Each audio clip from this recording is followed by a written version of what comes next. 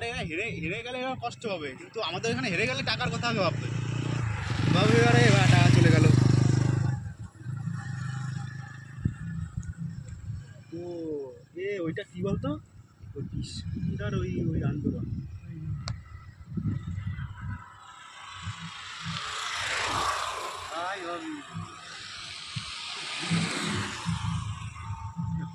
সেই মানে বাবা